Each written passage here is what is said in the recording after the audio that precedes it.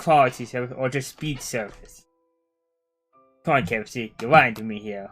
You're killing me here, Smalls.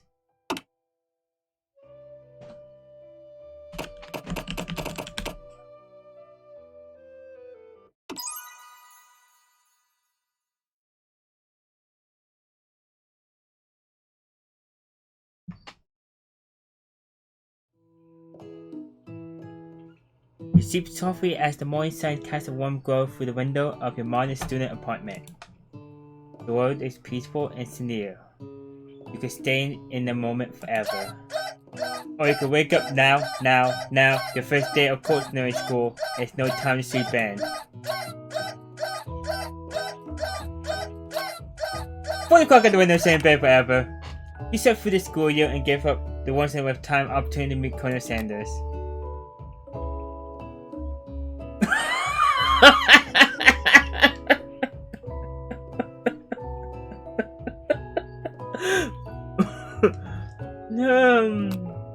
I give up. Well, that's one playthrough. Oof. Man, a whole 3 minutes wait. I'm done. Okay. Round 2.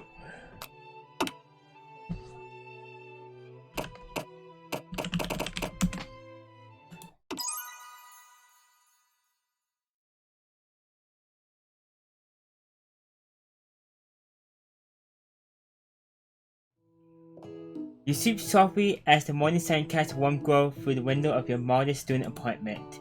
The world is peaceful and sincere. You could stay in the moment forever. Or you could wake up now. Your first day of culinary school. There's no time to sleep in. Smack that clock up and at them. Lying in bed, you stare at the ceiling, think about everything that awaits you at the prestigious University of Cooking School Academy for Learning. Your mind begins to wonder. Who will be there? What will you cook? What will you wear? Time begins to fly by and you find your imagination getting away from you. Now you allow yourself to daydream a bit, think about the future. It's here, finally, your first day of culinary school. So many dishes to prepare, so many students to meet. Your mind is swimming with possibilities when you realize you're running late, you grab a biscuit and burst out the door in a hurry. Delicious. Just what you need to wake up those taste buds. Yikes, you're in such a hurry, in fact, that you forgot to put on any deodorant before running out the door. You're sweating buckets as you rush to arrive on time. Still in the crowd, you gaze upon the magnificent University of Cooking School Academy for Learning. Here comes your lifelong best friend. Oh wait, did I did. Alright. Sorry. Here comes your lifelong best friend forever, my Amy. She's the most adorable, awkward person you ever met, and you absolutely love her for it. Good morning, excellent pal. Are you excited for the first day of the rest of our lives? Actually, because I so am excited and really nervous. Okay, a lot nervous. But, it's just that this morning I made breakfast for myself, but when then I ate it, it couldn't taste any love in the food. What if I'm no good? What if I fail? Classic Miami. Raised by master-chef parents, she always held herself to a very high standard. Ever since we were little babies playing together, you rescued me from that same quicksand box. Oh, yikes! It's been clear to me that you're the most loving, caring person I know. You're going to be great. But with University of Cooking School, Academy for Learning famous 3-day only semesters, I'm afraid of being left behind and never catching up. A sweet girl, Miami, has always had a flair for the dramatic. This summer she got so nervous about her first kiss that she cooked a trip or two practicing on a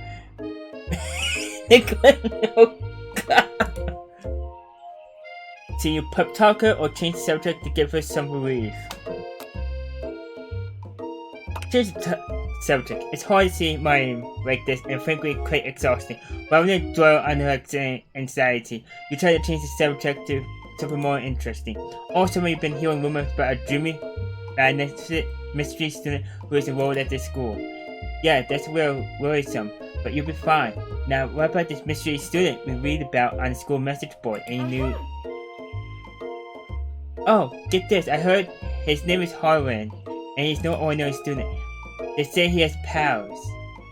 He had them ever since he was born, from an egg. An egg? Like a chicken? Don't be ridiculous. But that thing about having pals, it will run up with some of the other rumors I've heard. Like I've heard he once fought a bear with just a smile. You both sighed thinking about a student so handsome that the laws of physics don't still apply to him, dreaming. Before you can get another word out, you're rudely interrupted when someone smacks your boots and custom engraved measuring spoons out of your hands and onto the ground. Hey! It's Ashley, your arch rival. She's totally evil, but you can't help but be filled with jealousy.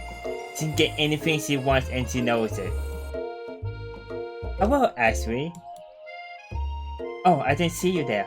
Chicken sins. You leave X10 power sins alone. You are perfectly normal sins. You can't stand Ashley. Even her name is annoying. You know for a fact that it's actually Ashley. But she hadn't added extra letters to make herself feel better than everyone. If anyone here knows what perfect sins look like, it's us. We're not going to let you or your really insults get to us. Across the squad you see Ashley's best friend, Bon the Man. Has stopped to look at his own reflection in the mirror. His pants are so tight, you can see him casually looking out his glutes while he styles his hair. Know why? They're walking glutes. Van? You ring? You've never been sure what the arrangement is, but as long as you know them, Ashley and Bon, or Van. Let's go with Bon. I've been just as close as you in Miami, but significantly more devious. I can believe that Universal Cooking School, a company for women, would ever allow like you to attend as students. I know, right? You think they'll just hand us our diplomas now? Or maybe hire us. As professors, you amateurs could learn a lot from us. With the first day of school about to start, there's just not time to properly tell these two off, so you resist the urge. Let's go, Miami. See you later, losers! As you approach the door, you see a goofy looking kid pushing hard against the window directly next to it. Oopsie! I think it's broken! You reach forward and easily pull the door open. That should do the trick. I love you. I think you mean thank you? My name's Pop. I was named after my Pop. He's old. Could someone like this also be a student at this school? He must be one heck of a chef. Also, his name tag clearly says Bob. But I guess it's reading it upside down. Hi Pop, I'm X10 Power, so are you going to make me hold this door all day? Nope! And with that, the young man walks into the building ahead of you. Aww. Is it just me, or is he kinda cute? I think it's just you. You both shrug your shoulders before following him into the building. You stand at the edge of the room, unsure where the other students wander in and keep themselves busy chit-chatting. A scruffy looking pooch takes his place at the podium at the front of the class, adorable. Now, quiet down everyone. Who is this unreasonably cute pup and why is he in our culinary class? You must be Sprinkles, head instructor and CEO of UCSAL. Please, call me Professor Dog. I may be cute and weird and fluffy, but I still demand respect. Woof! What, a cute dog as our professor? This is the best school ever.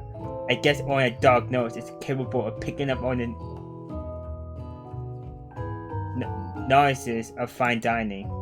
Out of nowhere, wind begins to rush around as a swirl of cherry blossom petals fill the air inside the classroom. I'm chilly. Someone close the window. And then, he walks in. You immediately soak up the aura of this new student in his remarkable goatee, Who knew anyone could be so handsome? Time stands still. It's him! If it isn't my favorite student, Harlan. Colonel Sanders interrupts Sprinkles. Sorry, Professor Dog, before he can finish his sentence. Please, call me Colonel. Colonel Sanders. A hushed murmur rolls through the classroom as Colonel Sanders walks down the aisle desk. Suddenly the room is sweltering. Sweat begins to beat across your brow. You feel like everyone is looking at you, and you're not entirely wrong. And this over here must be Sweaty Sweatserot. Maybe we should open that window back up before faucet pit melts into a puddle and evaporates entirely. You two both know my name. We were in the same kindergarten class, and what is with all your really weird insults?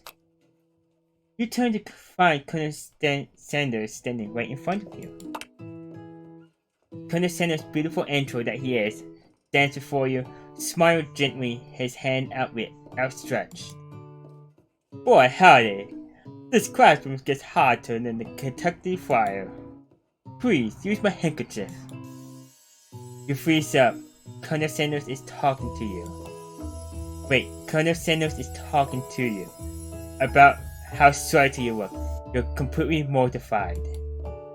This can't be your first interaction, but if he never forgets this moment, how will you respond? You take the handkerchief. You stretch your hand out, and Colonel Sanders places a fine silk handkerchief in it. It's so beautiful, you hesitate to press it to your face, but when you do, the feeling is transcendent. It has his natural scent on it. It smells of the most delicious chicken you ever smell. Professor Dog steps in to center the class down and set some ground rules. Welcome to the University of Cooking School Academy for Learning, the greatest culinary academy in the world. The birthplace of culinary legends past, present, and future. Many challenges await you. There will be tears, there will be blood, there might be really adorable tiny food. And when all is said and done, there will be a battle! You will lift your sports and compete in a bloom cooking arena. Just then, another student enters the classroom and interrupts the professor rousing speech. Hi guys, sorry I'm late. I hope everyone had a good summer. I really miss. Quiet! Wait, the class is bad enough, but in order to interrupting my monologue, you're on a fast track out here, young man. Are you sure you're even in the right place? Don't recognize me? This is my third year in this school, with you as my teacher. Everyone stares at him blankly. Does no one remember me? You're expelled if you utter one more word before I finish. Would that be a lesson to you students that tardiness is unacceptable? Even Crank made it here on time, going halfway across town on his tiny wheels.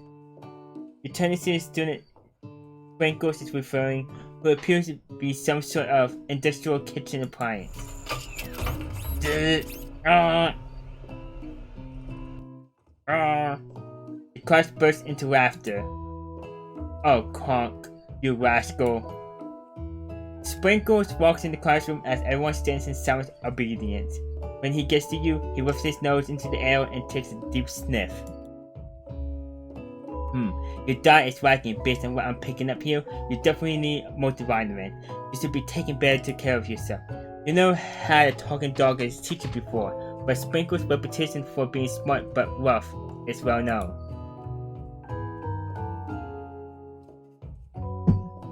You decide to try and brighten him up by giving him a treat from your pocket, but what kind? Well, a chicken snack. You reach beneath your apron and return with a chicken snack in your hand. Sprinkles' eyes go wide as he walks onto it. His favorite. Well, I think there might be some competition for new star student. The furry professor immediately devours the snack, leaving your hands slick with coats of warm dogged drool. Ugh. Hate that feeling. You see the other students eyeing you jealously, but pay no mind to them. If they want to succeed in life, They will have learned the importance of carrying a range of dog treat flavors on them at all times. Settle down yourselves. Take your seats and prepare to have your minds open to the amazing possibility of culinary creation. As everyone rushes to claim their favorite seat, you're left standing at the front of the room. Only two options remain. Hey, Lickin, this is still a seat here. It seems that no one has claimed this seat next to me, if you're interested.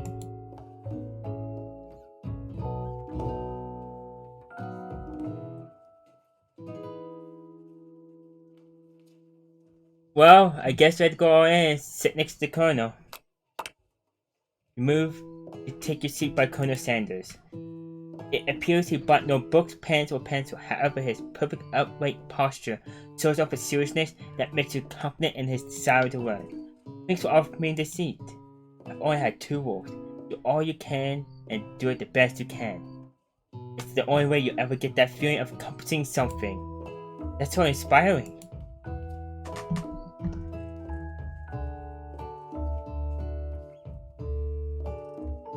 A little off topic, if you ask me, but okay.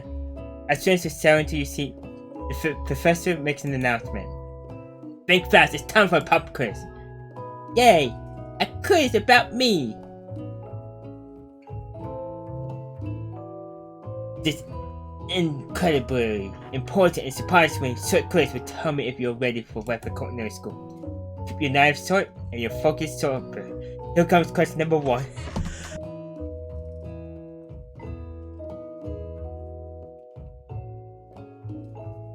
Alright. If train A is traveling to point B and if train B is willing to traveling to point A, how important is it to wash your hands before cooking? Extremely. Look at you, Pop. That's right. Forest is the tree as chicken is to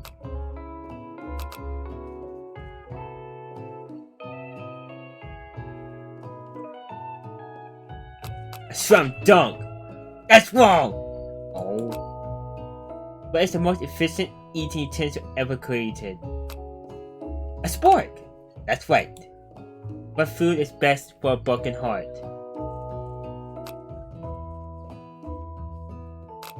Anything as long as it's prepared with love and not too much salt. That's right.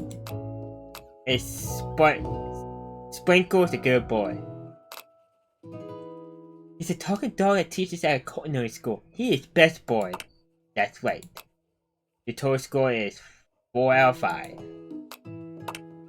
Only 1 wrong, not too sad. You might just do alright, kid. Look up to see that Colonel Sanders has been watching you tally your score. He nods with approval.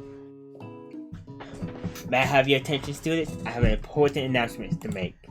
Time for lunch! Wow, the cafeteria is as nice as any restaurant you've ever eaten at. It makes sense that the school dedicated to cooking will be serious about eating. A delicious fragrance wafts through the room and tickles the end of your nose. Your mouth waters. Do you smell that? That must be our lunch. It smells crazy good. Everyone, can I have your attention? Is it about lunch? No, I just wanted to apologize for my tardiness. You see, Howdy, folks. I would like to make an announcement. Hey, It's about lunch. Everyone cheers. Hey, you don't get in my way of food, so yeah. But shh. Lunch. She said, shh. In honor of the new semester, I have prepared something special to share with everyone for lunch. That must be the smell. I smelled. Indeed, that smell.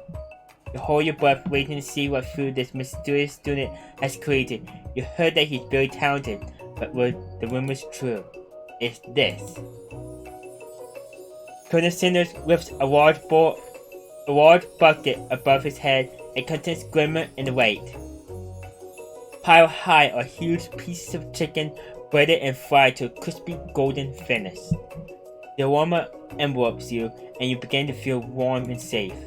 Colonel Sanders has filled a bucket with chicken. What a novel concept. Your stomach begins to grumble as you say, stop thinking and start eating. For years, I have been developing a secret recipe for the perfect fried chicken. By my calculation, nothing less than 11 herbs and spices are required to achieve the perfect balance of flavors. You look around and notice that every other student has a pen and paper and is scribbling notes as fast as they can. But that's all I can say about that. What? You think we want your stupid secret recipe to? Yeah. Nah, my dude, nah. I'm just not drafting a last will testament in case one of those ingredients is poison. Got it? He looks around nervously to see if anyone else is laughing at his sick burn.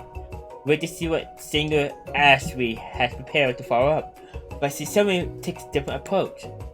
Yeah, and I was just like writing my diary. Dear diary, today I smell something beautiful. I knew at that moment that the only the hands of a true gentleman could fry chicken so tender. You see her body language change from bitter and evil to sweet and innocent as she strides closer to Colonel Sanders. She realized that he is destined for greatness and fame with cooking skills like this. She wants him all to herself. Oh, please. Well, Von the man. If you don't want any, I'll take his. Whoa, hold on. I'll guess I'll try it. He takes one bite and his eyes go wide. He starts contorting his face as he tries to hold in his pure exhilaration and act unimpressed. Easy now. There's enough for everyone. Please, my fellow classmates. Dig in. You take one piece of fried chicken out of this bucket and sink your teeth into it. It's amazing! Tasting Colonel Sanders' food transport you to another dimension. Along with your taste buds gripping a drumstick in your hand, you float weightlessly.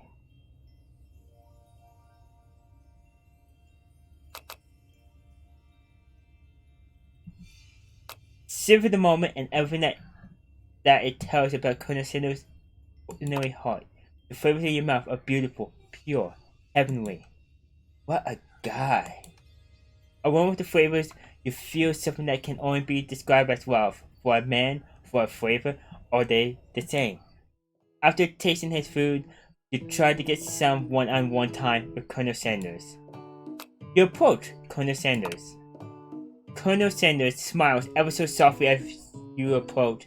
He stops what he's doing and allows you to break the silence. Colonel, I wonder if I could talk to you for a second. Anything for a fellow Seth. What exactly was on that chicken? How bold to come out and ask. It's an idea I had for a new combination of flavors that would make my favorite and my fortune and establish my legacy for all time as I open a chain of highly successful fried chicken restaurants. No big deal. It's just you and me here talking. I can keep a secret. In fact, I got some of my own I'll be willing to trade. What's the worst? The semester is only getting started. We got 2 more whole days to get to know each other. He's clearly not going to give up easily, but it doesn't hurt to be persistent. You know what they say about secrets, Colonel? Shouldn't winning be fun? You got moxie, I'll give you that. Colonel Sanders looks both ways to make sure you're truly alone, and then leans in. You feel his warm breath as he whispers. Just one ingredient, but you can't tell I use. It's something my great-grandmother taught me. Wow, you never have guessed that. In fact, you're not even sure where you get some if you search.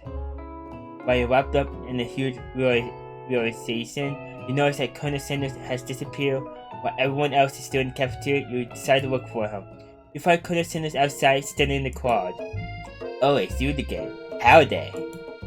Sometimes I like to come outside and look at the school buildings. I think about how my story will continue on after I graduated. 1 second.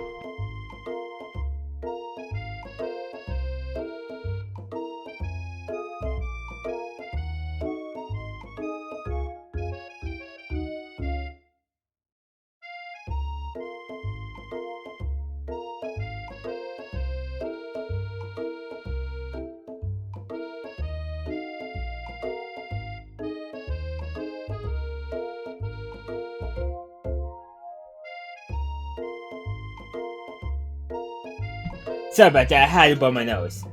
It sounds like you have big plans. I dare say, the biggest. I will leave my mark on this world. You can bet on that. I worn together for the first time. You figure now is the perfect moment to show him your personality to him.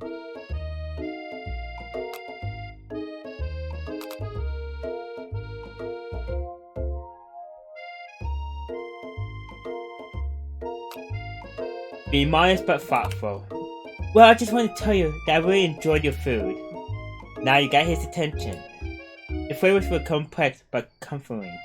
The interplay between salty, flavory, and peppery, it was perfect. I appreciate the compliment, next time, pal. I'm sure you'll be a big success. I know, we only met today, but I'm starting to get the same feeling about you. We should head back inside, the next lesson starts soon. You step into the massive cooking arena, where the afternoon lesson will take place. Each student gets an oven and all the food tools and ingredients they could need. Look at this place, it's magnificent. Finally, we get to sew our stuff. Wait a second. Oh no, we have to sew our stuff. What if I totally blow it? You're not going to blow anything. Expect many cases to the crowd of fans. You're going to run with your signature. Adorable tiny food creations. Welcome, students, to the cooking arena. For today's lesson, we'll be cooking with partners. Hurry up and peel off. Naturally, Miriam looks over at you, but unable to control yourself, you pounce on Colonel Sanders. Hey, Colonel, we like to tackle this lesson as a team of two, that is me and you. That wasn't clear. You wanna be my partner? Sure, X10. I'll prepare our station. Without you as a partner, Miriam is with standing all alone. Two different students quickly take noise. Hello, new partner. Beep, bop. Oh my, two potential partners. I'm so sorry, gentlemen, but I don't know who to choose. Looks like you have to pick for her. Friend duties can be weird to awkward, but the price you pay for not being alone forever. Who do you want to ask to be Miriam's partner? Crank. Sorry, Pop, but I think Miriam will be partnering with Crank today. It's okay. I already ate. Is the inquiry clear if Pop has any idea what the point of school even is at this juncture? Crank is clearly excited to have some attention. He heats up and begins to roll back and forth. Hold on there, fella. We don't even know the assignment yet. Technically, Crank might not have a face, but there's something charming and earnest about him. Tissue? I hardly know you. Crank judders and a panel of 6 roofs. You get the impression this is a sign of affection. Looks like you two will be fine. Now it's time to focus on your own cooking classwork. Alright, you two, for today's lesson, we're going to keep it simple. Pick a basic dish and divide up the steps. No step is an island. It takes 2 flints to make a fire. You get the idea. Which dish do you suggest to your partner, Colonel Sanders?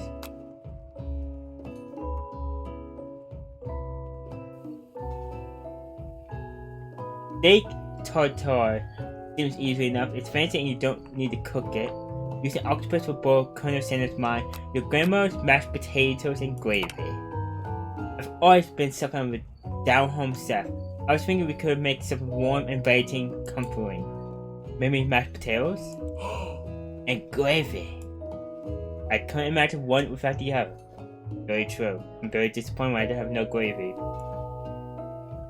Colonel Sanders casts a coy look at you, causing your whole face to go beet red. Embarrassed, you quickly turn away. Oh, go get the potatoes. No, please, but me. Picking perfect produce is a passion of mine. Looks like things are getting pretty fresh around here. Does someone have a crush on Colonel Sanders? We're just cooking partners, mind your own business. Sanders' heart is my business, and you better keep your fingers off my man. There's someone call me? No, geez, Ron. While I'm over here crushing X-10 Power's dream, you're supposed to be taking care of our classwork. That was the deal, remember? Colonel Sanders returns on full of pure potatoes. Last one of the game. On full of pure potatoes, he tosses them into the boiling water and turns his attention to you and your old friend. Oh, howdy there, Ashby, Ron. Are we working in a gauntlet instead of a duet now? Actually, no. It looked like X-10 Power was struggling, so we all have to give him a hand.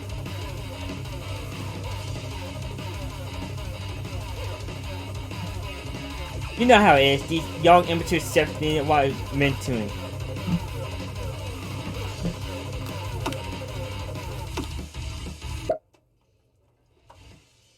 Yeah?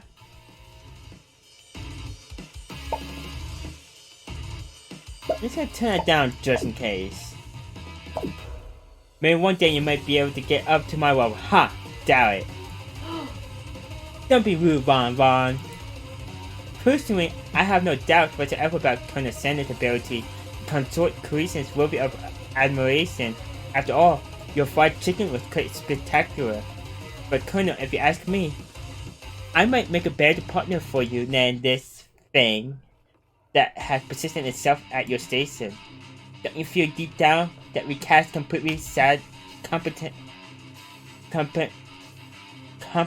shadows? We fit together like a fire and a drumstick. It just makes sense. Nothing about this makes sense, Andy said. But one thing is clear, it's coming for Colonel if you don't watch out.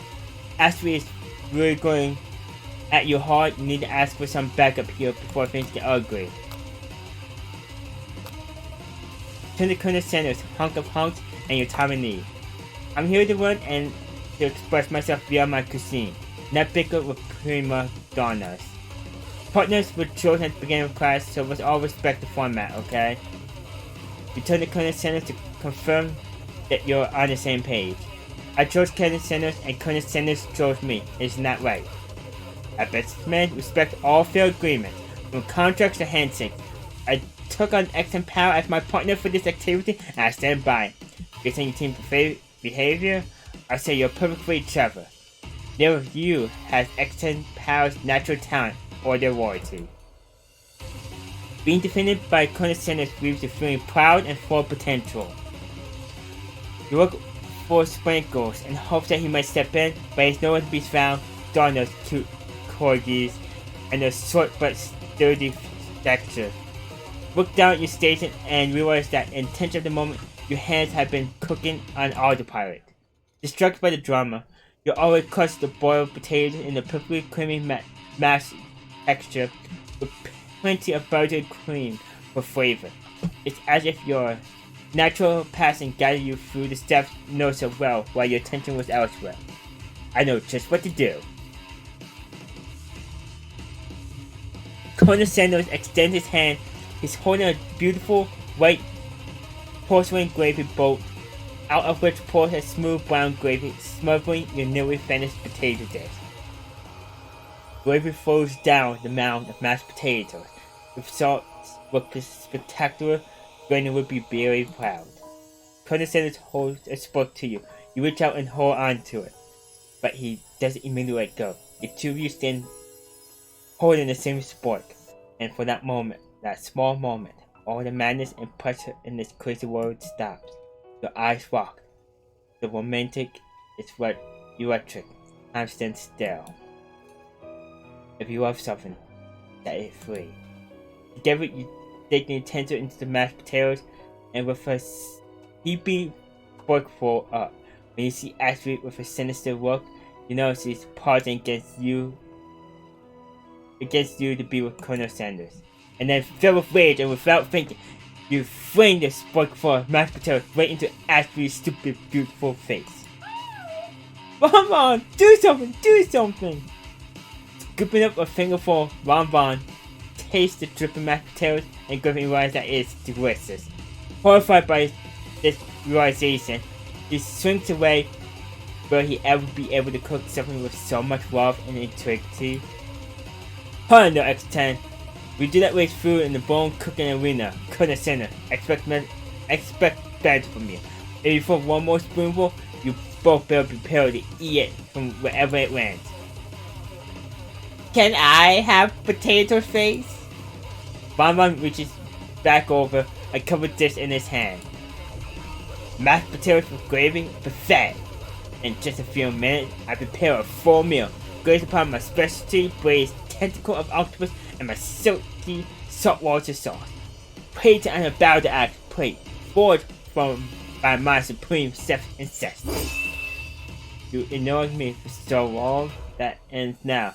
It is I who will have the first bite, and you will all look on with envy. The interrupting student rushes at Bonbon and strips a bite of this signature dish right off the plate. No! Don't! Something about this dish doesn't strike my nose quite right. I think the octopus was rushed and may have turned in the process. The resource could be toxic. Too late. It has been eaten. I think I left something in the oven. I don't feel so good. It killed him! Everyone step back. Don't take another bite. When you look back at the plate, the rest of it is gone. You notice the tip of the tentacle being swept up in Pop's mouth. Pop went in pain for just a moment, then almost immediately back to his obvious self. Oopsie! Tastes like poison. The entire class has gathered to watch Pop's final moment. Shocked as frozen the whole crowd, they are motionless as statues. The bell rings, disrupting the moment and snapping everyone back to reality. It would appear that Pop's enthusiasm for trying new things despite obvious dangers has inoculated him against poisons of all kinds. I'm not sure the professor's here making enough money. I just turned into a ghost over here. Seeing that you're shaken up by that really annoying student and all his nonsense, Colonel Sanders approaches you. I'm sorry you had to go through that. Please, let me walk you home. What? Like, for real? Oh, come on. You follow Colonel Sanders out of the room. At night, the school building has taken on another vibe entirely. It's dark and more than a little spooky. Colonel Sanders stands in the corner, neon glow, and speaks slowly. Those mashed potatoes you made in class today. Before you go on, I want you to know they're not a great representation of my skills. I didn't even realize I was making them. Tasting them, it reminded me why I became so passionate about food to begin with. Colonel Sanders is getting choked up. Cooking is obviously important to him in a way that you find inspiring. Now might be the perfect time to tell him you're developing feelings for him. Colonel Sanders? Yes, X10. There's something I need to tell you. Hold it right there. Something I need to tell you first. Oh jeez. You see, when I was just a boy, I had a dream that one day I would be the greatest chef the world has ever seen. Every day since, I have been working toward that dream day and night, never stopping, never resting, also lifting a lot of weight, like so many weights. We should follow our dreams with all of our hearts, that our souls may grant them like wishes floating on a shooting star. Hey, no, you. Shut up, I'm the one here to say inspirational stuff and be the star of the story. Are we forgetting that your cooking literally killed a guy? You can't prove that. I also saw you kill that guy. What was his name? Somewhere in the distance, you hear a long, sad sigh. Forget him. We're talking about me. I'm the hero. The Spork Monster is here to fight a hero.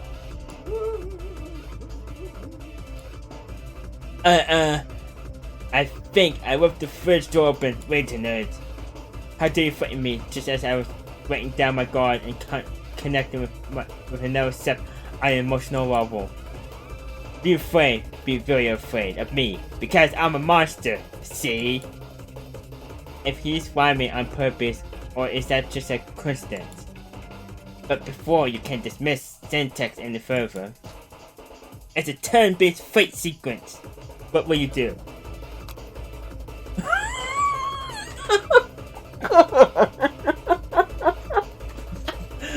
Well, attack.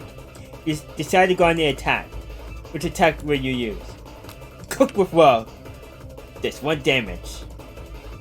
It just got real. That attack really upset Spork Monster. Spork Monster goes on the attack. Just spit hot gravy at you. You take 1 damage. Attack. You decide to go on the attack. It worked last time, right? Cook with love. Just 1 damage. Spork Monster won't forget this. Spork Monster is feeling really threatened by your attack. Spork Monster focuses on mastermind and draws the energy from Mother Earth itself. They grow larger and more intimidating. How will you respond? Defend. You decided to defend. Which defense will you use?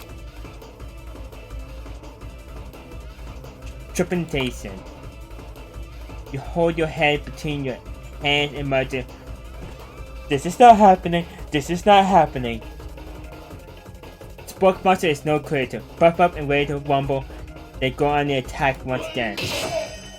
Spork Monster you tune fire tentacle. You take 2 damage when they attack. If you take much more damage, you're not going to survive the battle. Attack. You decide to go on the attack. Cook with love. That's 1 damage. It's oozing cheese sauce into the wine of the card. I wonder who is going to have to clean that up. Being vulnerable, Spork Monster prepares for its ultimate attack. Round the edge. Wow, Varian, your ring of terror stops here. Colonel Sanders summons the energy of 1,000 chickens. Pot Pie Power Pinch. Pot Pie Power Pinch does 10 damage. Spork Monster is defeated. You saved me. An entry Spork Monster spews steam into the night.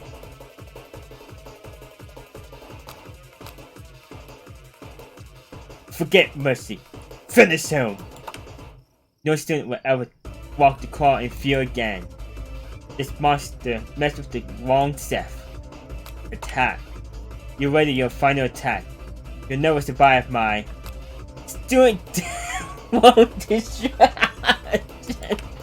Student Wounds Depth Destruction does 10 damage. Spork Monster is completely vaporized. Colonel Sanders looks on in awe. You continue to surprise me, X10. The defeated monster left behind a special item. It appears at first to be a cookbook, but upon close inspection, it's so much more. It's a book of magic spells with a golden chicken on the cover. You open the cover and find library card tucked inside. Last name you have signed it out is Borgo. Borgo.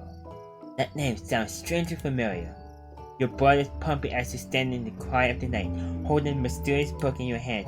As you come down from your battle buzz, you realize that your final attack has left you completely depleted. The world around you begins to fade away. Without any energy to keep your eyes open, darkness overtakes you. The image of Colonel Sanders flashes before your eyes as you fall asleep. He must have helped you get home. In your tired state, you don't know if you could have made it without him. What a guy. You want to thank him, but you don't have the strength to utter a single word. You feel your covers being pulled up over you as you're tucking tightly. Good night, my Colonel. In your dreams, you're together with Colonel Sanders for some reason. Sprinkles is also there, instructing your love. Dreams are real.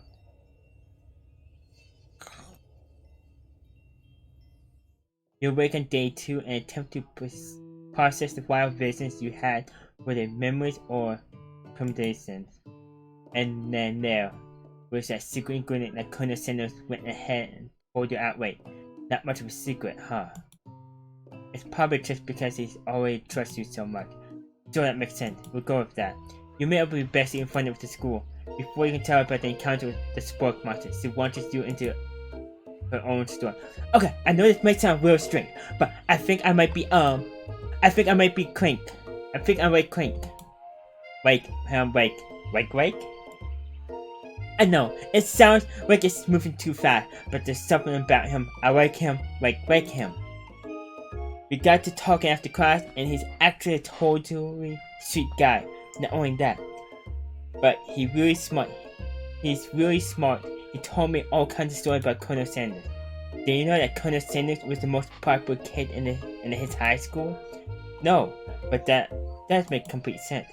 Yeah, but he was so popular that he was voted prom king at the school he didn't even go to, and it was also the convertible that he himself rode in front of the homecoming parade. I think maybe something got lost in pressure cooker language translation. Either way, maybe it would do best if you took it slow with this new boy, the guy with Colonel Sanders. You and Colonel Sanders, the coolest guy in school, the most famous student to ever attend University of Cooking School Academy for Learning, you're a thing now? We definitely connected yesterday. So you did. You're great. Why wouldn't he be into you, I guess? Laughing at the implication that you and Colonel Sanders may be a thing is definitely not cool. You are great. You have an idea about how to prove that your love is real. Well, if he's not into me, why didn't he tell me one of his secret ingredients? Your bestie eyes right up. A secret ingredient. Yeah, I just said that. A secret ingredient. Is there a dynamic echo in here? Miriam, check to make sure you're alone before continuing. So this summer, while I was on vacation with my family, a lovely man approached me in a botanical garden where I was wondering, this can be good. He told me all about his passion for spaces, secret spaces. The man even gave me some. He told me what he meant. He said it was a powder created from super duper rare dry flower petals, and that if I did him a big favor, I could have some of my own. Please, Miriam, don't tell me. So I filled my suitcase with them and brought them home. He was so nice, he even met me at the gate when I arrived. Later when I cooked with them, a very strange feeling came over me, and the flavor was unlike anything I ever tasted. I think you're being very liberal with the meaning of spices here. Whatever. Anyhow, we both showed an interest in cooking, so we stay in touch, like pen pals. I bet he would love to know more about new spices. But I'm definitely not supposed to sell Colonel Sanders' secret recipe, and besides, I only know the one ingredient, so that would be much use to anyone. Please, please, please! It would mean the world to me. No one has to know it came from you or Colonel Sanders. Let's make up a fake ingredient. We couldn't think of a fake ingredient name. I don't know. How about it was Eye of Newt? I know it sounds like some kind of rich person, but what can you do? Eye of Newt. Wow. Her eyes light up imagining such a thing, and you figure that you satisfy her curiosity and she'll move on. However, she immediately turns around and does some month typing on her phone that you can't see. That's probably not good.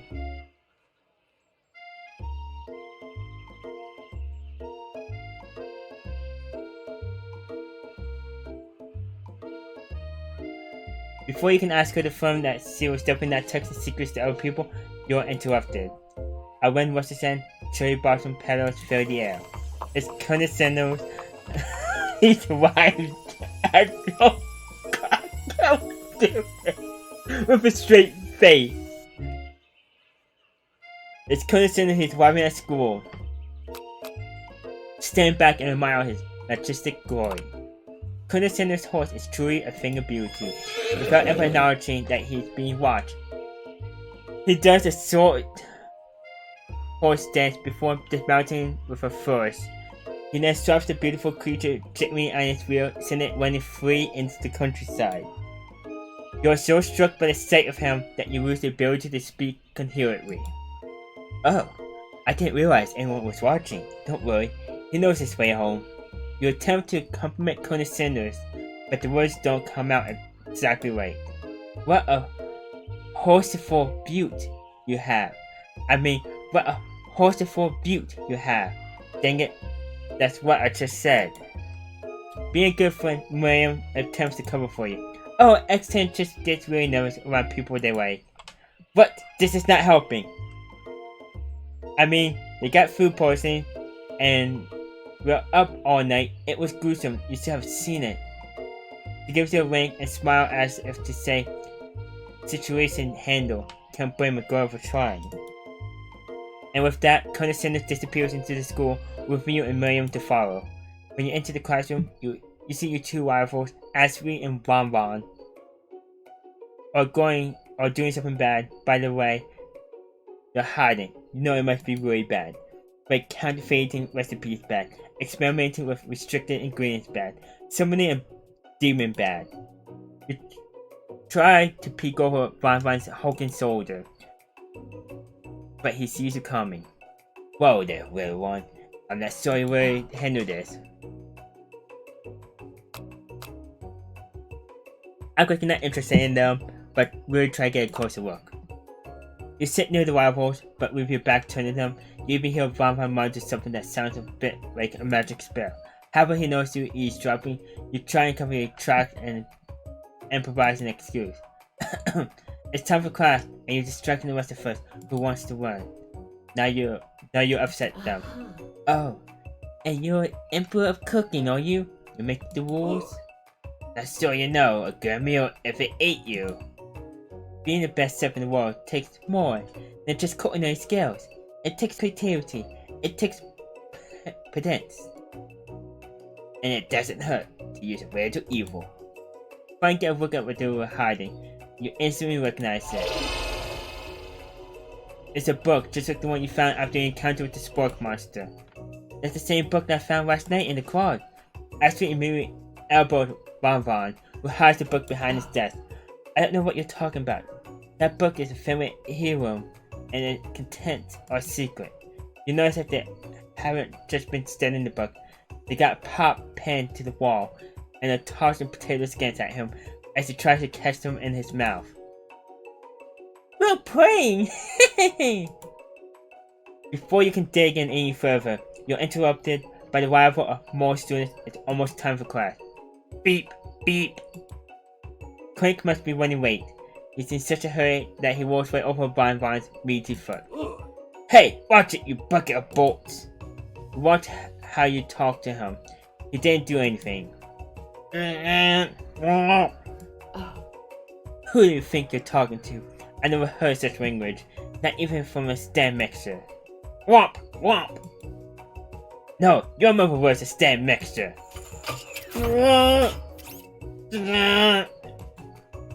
Bon Bon jumps to attack Clink, but Clink socks Bon Bon, sending him flying across the room. Protect me, Colonel Sanders. These crazed men are about to come to blows. I think it must be over me, but I'm not interested in either of them. Ashley's tone has completely changed in an instant. She bats her eyelashes. Colonel Sanders, sorry. You must know that this is a ruse, right? Gentlemen, get a hold of yourselves. Save it for the arena, at least. Or don't, honestly, what do I care? I got lofty career aspirations to focus on. Maybe I can help you with your business plan. Just then, Sprinkles arrives, singing the true story of the class day.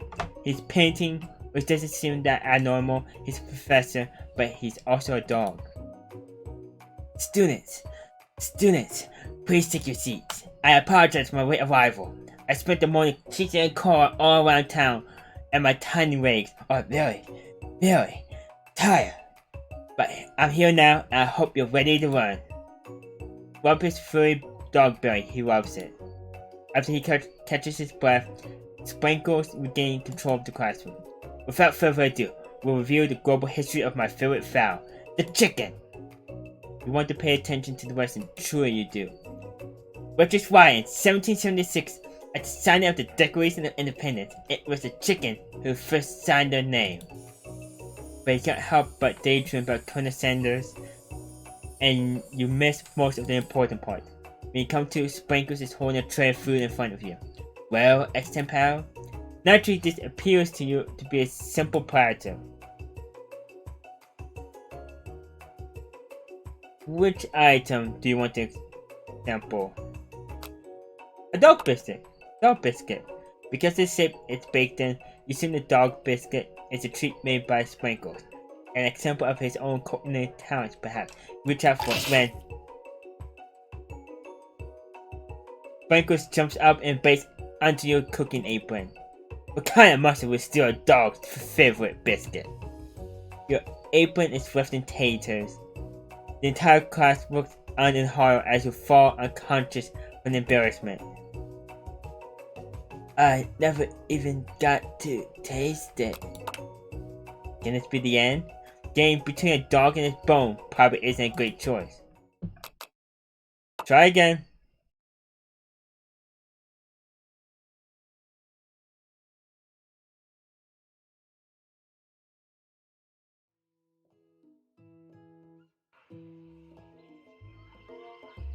Man, you do the whole day? In a moment.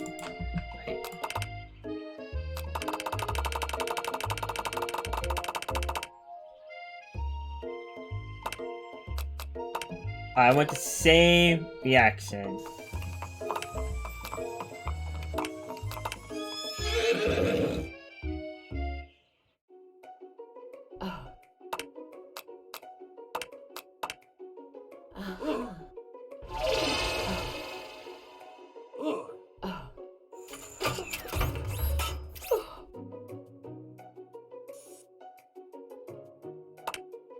A submarine pepper. A butler colored pepper stands out from the other items. It sparkles in the most eye-catching way, so naturally you reach out, grab it, and eat it right away. However, your body is not prepared for the heat. The pepper has triggered an intense spice hallucination. It feels like forever as you trip through the universe. My friend! Ooh. This guy again? I'm here to give you an important message. Ooh. You must avenge my death and fulfill your destiny. All you do is cough, cough. I was saying, to fulfill your destiny, all you must do is... Sorry, I think I got some spice stuck in my throat. It's fine, it'll work through. To fulfill the apostrophe. You must. You feel yourself begin to regain consciousness. Ah, man. You come to and find everyone is staring at you. That pepper was the last of its kind on Earth, and now it's gone forever. You think to yourself, geez, I should pay better attention. We all make mistakes. I'm sure he'll forgive you someday. Come on, it's time for lunch. Before anyone can relax, the cafeteria waits them. And your rivals enter to make a dynamic announcement.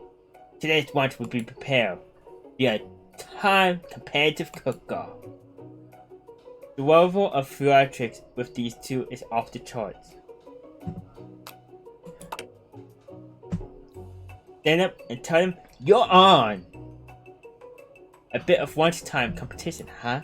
Count me in. If I have to wipe the tables with you fools before I set my lunch down on it, then so be it. I'm not a fool, you're the fool. Fool! Good one, Ron. I like your gumption, Exton pal. I'll be watching your performance. Just as things reaching a boiling point, Sprinkles steps in, surely he'll put a stop to this madness. Now, students, please settle down. This is the lunchroom, not a sporting court. Following a little sense, you breathe a sigh of relief. At least not until we turn on the timer. Just then, a huge weight blasts you in the face, flashing the words "timer ready." That's what I like about you. Ow! I stand corrected. Hallway builds a foundation of confidence that cannot be swept away. And that's an original quote from me. In case anyone was wondering, I hope its message pursued victory. Like a diamond, I was formed under pressure, and now is my chance to shine. I will defeat you myself. You had his chicken, and you made mashed potatoes and gravy on day 1, and you feel like you can really impress them again here. It's time to boil some water for potatoes. Think fast. If the timer runs down, you'd be forced to pick win and win. It always boils 100 seconds after you turn the heat. What are you figuring? You're going to need to season this chicken before you cook it. You don't know Colonel Sanders' recipe secret, but you have an idea. You haven't. That's right. You might not know all the ingredients yet, but at least you head in the right direction. Tell what I can intensify. Now you got some basic steps going. It's time to elevate your craft. What's in mind offers the most flavor? Gratitude. That's right. You must never take this opportunity for granted if you hope to succeed. Your classmates are rooting for you, but Astrid is simply stronger and faster than you. You better pick up the pace if you want to survive. When you were a child, your father told you to never forget where you came from. Every day you meditate and his advice and draw energy from that. Now would be a good time to harness that energy, so where does it come from? That's wrong. This is a horrible time to start anything. Next question. You try to set out the noise of the arena and focus on your cooking. What's the sound of success? Sizzling. Wrong! Don't make me get the spray bottle. Is this the end? Yep.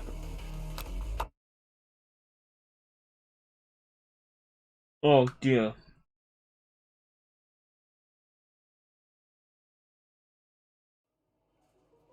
Alright. Gone!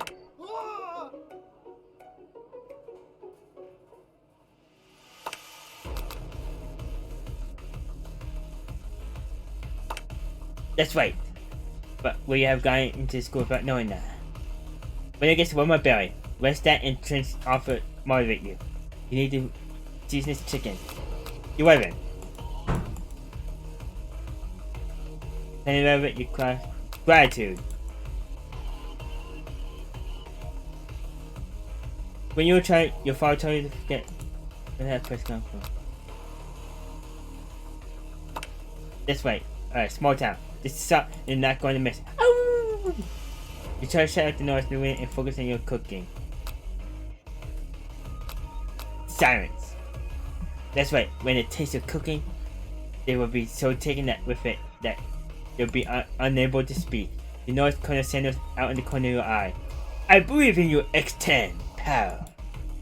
He's actually cheering your eye, which would be awesome. Expect knowing he's watching you makes you totally forget what you were doing. Now all you can think about is Colonel Sanders. How many spoonfuls of gravy would... What were you thinking? Get your mind back into the competition. Grr. You're stranded on a desert island with only one dessert cookbook. Which do you take? What a honk. I know, right? You know what? Shouldn't be focused on the challenge, you're falling behind. I can't keep up. What does that have to do with crafting spectacular fried chicken? Delicate baked biscuits. Woof woof. You're really struggling to keep up. At the next station over, Ashley has already begun creating elements of her dish. It's colorful and complex. To make up time, you toss your biscuit dough into the stand mixer. As you do, the crowd gasps. Ah! Yikes! I know you love nothing more than seeing a fellow appliance utilized in the kitchen, Val, but sometimes that means sacrificing the personal touch. You might not have any hands, but X10 power does, and the good stuff needs to be touching the dough to make sure it's properly mixed. There's an easy way and a hard way. Don't get far by going the easy way. You hear everyone talking you was how serious your error was. You move yourself your hand into the mixer and rescue the dough before it's overmixed. X10 power, no! But you're not fast enough, and your hand gets stuck. It's immediately crushed by the quick spinning beaters. There's no way you'll be able to use that hand for the rest of the match. Colonel Sanders sticks his hand and head and sings. What you often find is the easy way can turn out much more difficult. Everyone stop what you're doing right now. This battle is over. It can't be. I was so close to finishing my dish. Sweetheart, look at your hand. You Simply can't go on. Ah, that's too bad. And here I am with a completed dish, ready to serve, so that make me the winner by default. No, no. It wouldn't be fair to compare the two on account of extra power and injury. You see, Sprinkles began to lick his doggy chops as he walked onto the dish. But I suppose you should at least tell us what you prepared. Well, because I'm the sweetest, I skipped straight to dessert. And in this white chocolate dome, you'll find a wide array of delight, taking you on a journey of flavor that tastes good and tells a story of excellence. I was going to ask Extant Power to do the honor, but since you're Andrew, I'm afraid that pouring this cream of delicate hot sauce, chocolate sauce, might be too difficult. Condescenders, if you wouldn't mind lending me your strong, steady hand. Condescenders pour the hot chocolate sauce on top of the dome, causing it to melt away, revealing the greenness hidden within. Inside you find delicate fried cheese, a croquette atop, a slice of honeycomb, ice cream, 2 ways, tender nougat, and pearls of blueberry gray. Condescender seems intrigued, but perhaps not impressed as he dips his fingers in the chocolate sauce. Simplicity isn't your strong suit, it's Esri.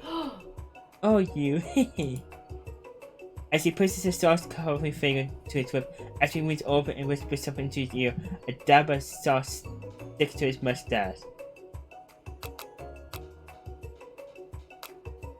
Internalize the rage you feel. Your rage burns so intensely within your eyes, they burst into flames. The flames cause your eyebrows to catch fire and turn to ash, and then fall off your face, which means people will have a hard time understanding your emotions for the rest of this message, perhaps forever. And Bill's insane, but you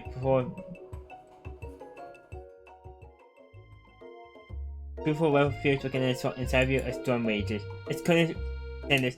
He's probably here to tell you that he and Ashley are in love and have decided to get married, and he won't even ask you to cage his wedding. Because you're a terrible self and you're an awful person. You try to hide from him, but he approaches you directly. I know you're hurting right now. Not just from the devastating loss, but from that one end with the mixer and that small file. We should get that checked out. I'm fine. Can't you just leave me alone? I'm a loser. I'm not fit to fill your fire. I'll never be a master chef. Failure is a part of life. Not just for you, but for all of us. Do you think I've never failed at anything before? That's exactly what I think. Well then, think again. I wasn't always the man you see before you. Enrolled in a culinary school, incredibly handsome, successful, motivated. Well, handsome sort. I was born that way. But I've worked over past and arrived at dead ends. I was passionate about life, but I failed at an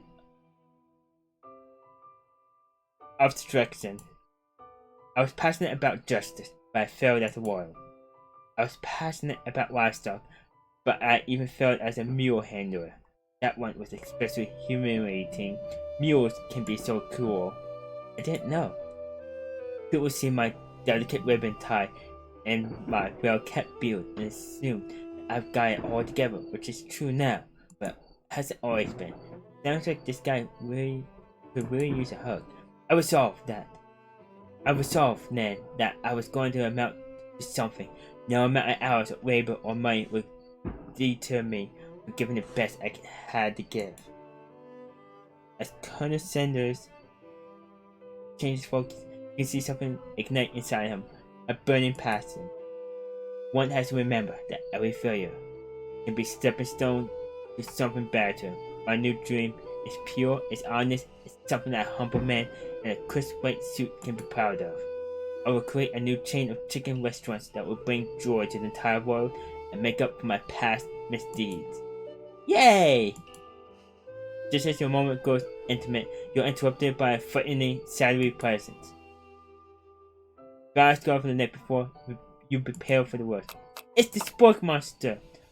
Gorgo, the Spork Monster is here! To fight a hero! Is anyone else feeling a bit of deja vu? I'm sorry, Gorgo, but I was strongly all about you last night. That was Borgo, my twin, and I, Gorgo, am here to avenge them. Are you stronger than Borgo? Well, we're twins, so no, not really. We're pretty much exactly equal in every way. Why do you ask? Colonel Sanders smirks. He's always on the same page as you. It's just that we beat Borko pretty easily. So I don't think you have much of a chance. Not to mention, I feel really guilty about that. If I could take it back, I would. I think what XM Power is saying is, can't we just be friends? We're too short for making enemies. I suppose. We really don't need to fight. It's just that I've got these pointed teeth and claws. All the better for enjoying tasty food. Sorry, you like to eat, don't we all? Of course I do. Inspiration strikes and you come up with a quick idea. Chomp on this.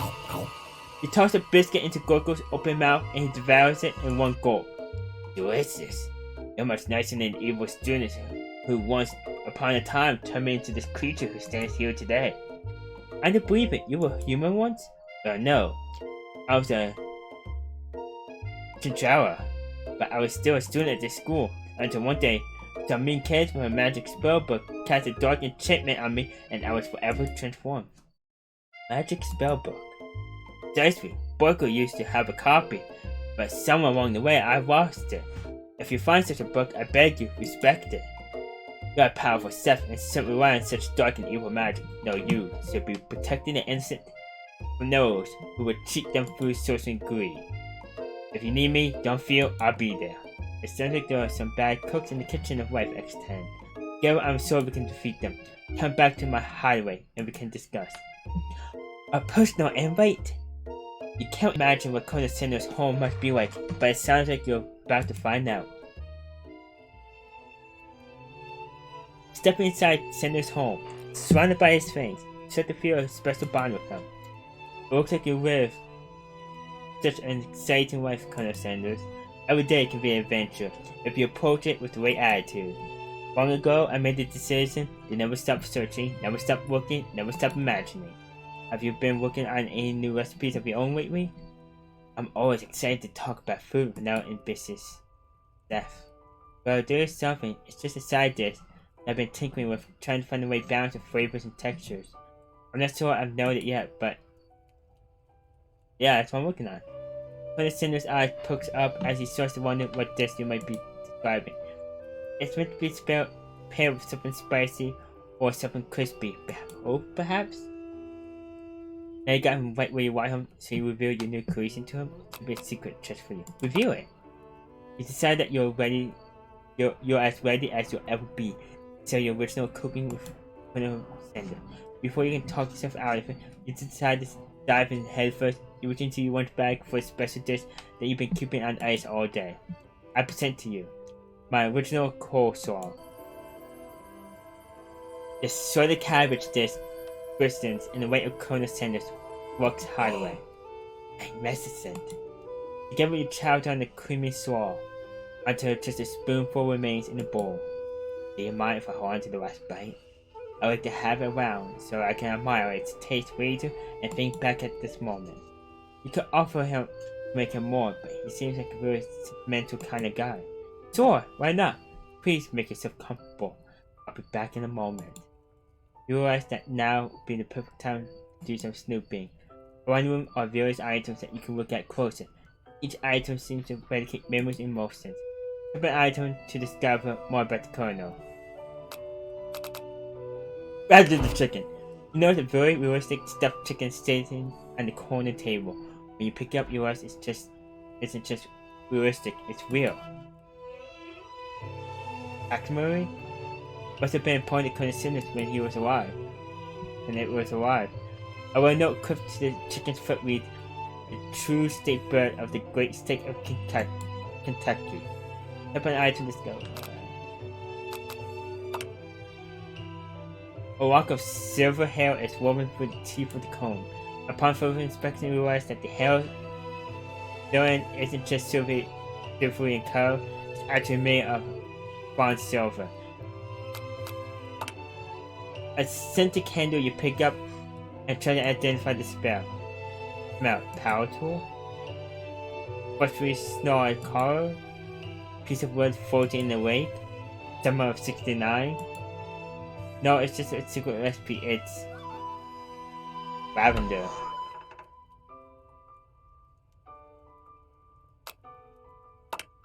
You gaze at the window across the vast mountain range beyond. Just then, a ghost of a student pops up. Are you thinking about heading out into the world on a quest to avenge my death? Wait, what? I never even learned your name. Why would I avenge you? I could just tell you my name right now. Can't you see I'm in the middle of something? You open the window a crack and the ghost of student is swept out with a breeze. Man! Cold-hearted. You take a closer look at the large urn sitting on a nearby pedestal. There's a plague on it. It's dusty, but when you wipe it off, you can read the inscription. It says, "You are the ashes of my past careers and business failures." Poor guy. One of the frame photos shows an old man who looks a bit like Colonel Sanders standing with a friend. They hold 5 chicken drumsticks and appear to be choosing them. You look closer together. You look closer and see that there's a short inscription. I wonder who my friend Pete is. The photo appeared to be Colonel Sanders expect he's an old man visiting the purest of Egypt. Maybe this is where he discovered one of the secret herbs and spices. And a double baby boy falls across the floor with a goatee and mustache tumbleweeds. You figure that this must be Colonel Sanders himself. That or maybe it's a drumstick that he seems to be waving like a rattle. Refers to a baby picture of the just themselves. Probably the same type of person who make their own face logo of a company they founded, am I right?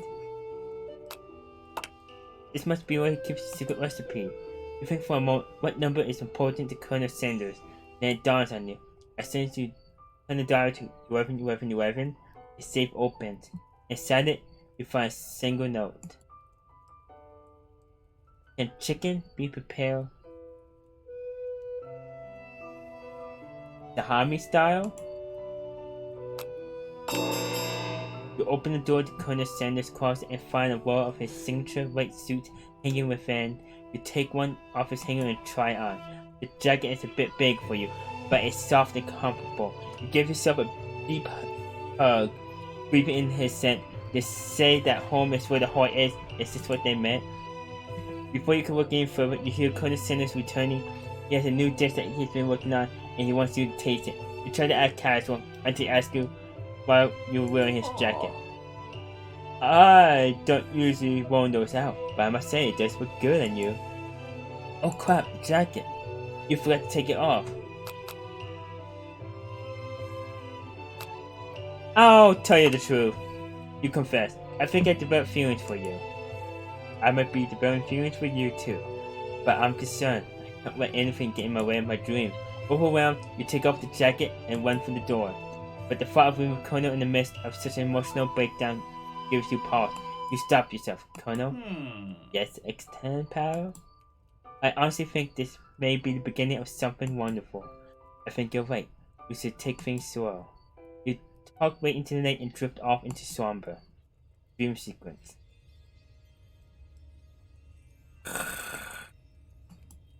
You wake to a beautiful morning in Colonel Sanders' hideaway.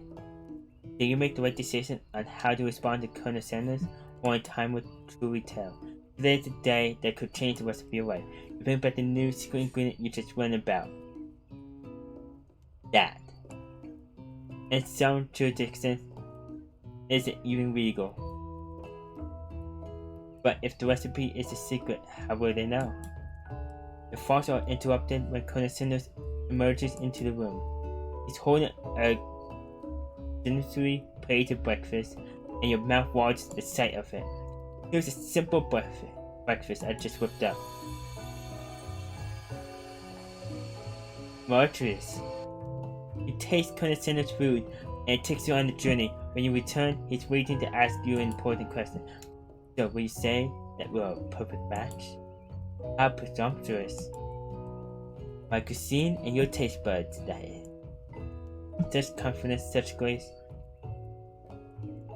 Maybe the world's greatest gift. Quickly flatter him. You know, I think we might make a great team. A single tear begins to pour in the corner of his eye as he gazes out the window. And with the right business partner, I know I can't fail. Business partner? Could he be talking to you? It's all happening so quickly. Overcome with emotion and confessed by your feelings, you're on the verge of tears, unable to speak. The only answer you can find is to run out the door and get home. It's still one more day of school after all. The anniversary of cooking school. I came in for running away for one more. You get home to find something very surprising. Your best friend is there waiting for you. Where have you been? Because I had one heck of a night. I've been desperate to talk to you about, but I couldn't find you. I got worried that something bad had happened to you. It's okay, I was stressed. But now that I took that you're fine, I can finally get you up to speed on the saga of Mariam. Sure, but you will not believe what happened to me after school yesterday. I went on a date. I think I can believe that. This had been partnered with Crank. He asked me to go out with him. Of course I told him you better keep your dials turned polite and respectful. I'm not that kind of girl. But he was just interested in spending some one-on-one time together and getting to know me. So I said, yeah, sure. I can get to know the retired guy. Long story short, he took me skydiving with his friends. That's quite the first date, but things quickly spoil out of control. Did you just say skydiving? As if that's a typical first date gone with a talking pressure cooker? And now I'm not really sure where we stand. You don't give Miriam time to tell her whole story. However, bulging up the details of your own night is just too much to bear. And I went on a date too. Back to Colonel Sanders' house, where I spent the night with him. You what? Nothing happened, but the emotional connection. Wowzers. Miriam tells you to move on from this whole Colonel Sanders and focus on school. If being obsessed with Colonel Sanders is wrong, you don't want to be right. After a short argument, you both agree to go your separate ways. When you arrive at school, you encounter your rivals in the quad. You can tell from the distance that they're picking on Pop, though he himself not quite grasp that fact. Because you know he's Pop. What's a swirly? It sounds delicious! Oh, it's great. I'll do one right away. I'll have my swirly with sprinkles, please. Hehe. Sprinkles is a dog and a treat. Aww. You can get your swirly dipped too. Why don't you pick on someone your own size? Because I'm literally the biggest person at this school. There is that horse that Colonel Sanders rides to school.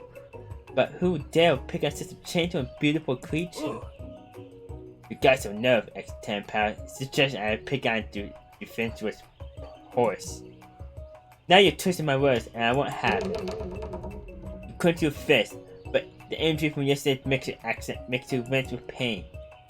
Doesn't look like you can go on cooking with that. Might as well just give up. I'll never give up, ever. Colonel Sanders arrives just as it appears things are close to boiling over. A naturally intuitive person, it's just that something has been going on. Is everyone excited for the final day of school? It's Pal. How's that hand feeling? I'm sure you'll be back in fighting form by this afternoon. Aren't you concerned about my hand, Colonel? Yesterday, I almost broke a nail. Grinding so hard. Technically, I don't believe a winner was decided, but your presentation was quite impressive. What is he doing complimenting her? But what about the flavor of my delicate, warm, gooey chocolate sauce? It was clear that you're passionate about your food. There's a lot of words to say it was bland.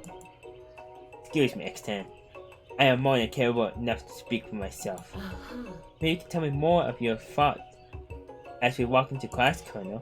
I'm always interested in discussing the fine art of fine food. To you inside, X10. I know about Colonel Sanders' inability to see accurately for who she really is. You walk across the car to get some distance, in an attempt to distract yourself from how frustrated you feel by the interaction with Ashley. You take out the spell book you recovered yesterday and start flipping through the pages.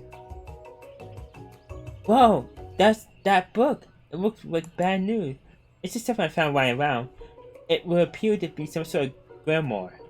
but I don't really believe in that magic stuff. A grimoire, like a book of spells? I don't know who would spend so much time decorating a magic book if it really weren't powerful. I can think of one surefire way to find out. You open the page covered with arcane warnings, cast only in case of extreme emergency. It says on the edges of the page. I can use the spell here that says it will erase anyone true from all my memories. If I scrub up corner centers, it would probably help me focus on the upcoming final exam. That is very drastic. Couldn't you do something else, like anything else, not routine and dark magic? Maybe tie a string around your finger? Alright, fine, it is drastic. But desperate times call for desperate measures. You got a memory erasing spell sitting right in front of you and a pretty good excuse to try it out. Don't do it. You take your friend's advice and put the book away. It's almost time for class. Sprinkles is already in the room waiting for the students to arrive. He clears his voice to make an announcement. I want you all to know. I feel something of a dog moment coming on, but I assure you, it's nothing to be afraid of. His cute little nose scrunches up and he begins to breathe quickly. He must be hungry. Reach for some homework to give him a snack. Reach into your backpack and grab some homework from last semester that you forgot to turn in. Sprinkles immediately goes for it and gobbles a sheet of paper like it's a piece of fresh chicken on high. I apologize for that, but I know it's cliche, but not much in this world satisfies ungraded work. My mind extend power. Were you studying something with cinnamon? I have been sitting on the lecture series on the art of cake baking. How insightful. This actually brings up an important point. Thank you, X10. Remind me to dole out this indispensable bit of wisdom, you see. But before he can go any further, William's love drama spills over into the class. Sparkles is interrupted by roars and sparks coming from the back of the room. I told you to save it for after class. You think I want to be thrown from a plane strapped to a stranger? William and Clink appear to be arguing, but you still haven't learned to speak Clink's language of mechanical noises. But no, you had to show off to your cool kid friends Jeff and Joan, Day and Jay forever. Watch us from a triangle in mid-air as we descend. Triangles are the strongest shape, don't you know? Yeah, well, it doesn't make it a great date. Beep. Then take Jeff and Joan with you. You can all hold hands as you pedal down the mountain or off a cliff for all I care.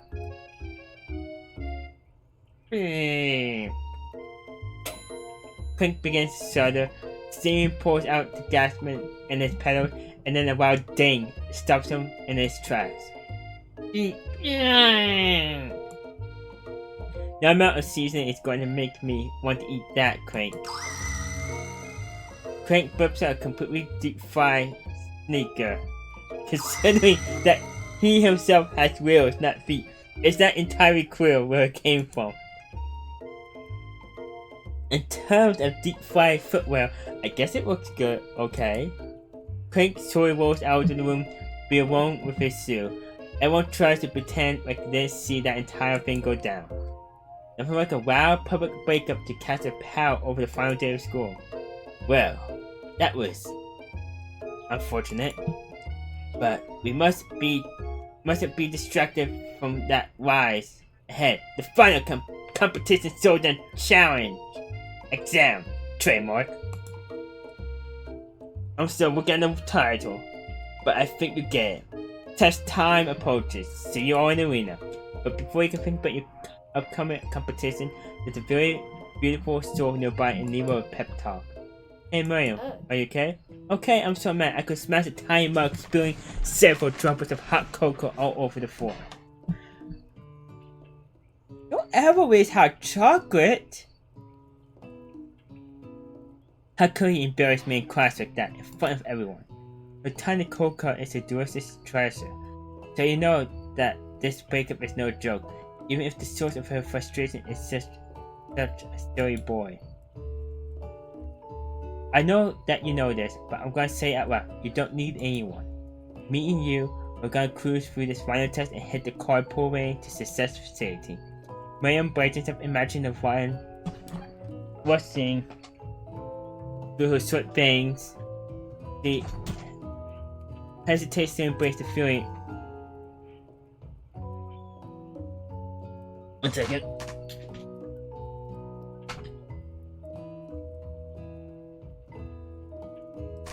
But she hesitates to embrace the feeling all the way.